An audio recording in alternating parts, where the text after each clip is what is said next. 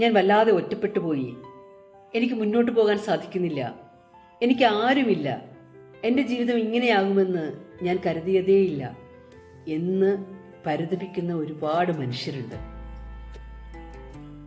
നിങ്ങളുടെ സന്തോഷത്തെ മറ്റുള്ളവരിൽ തേടരുത്.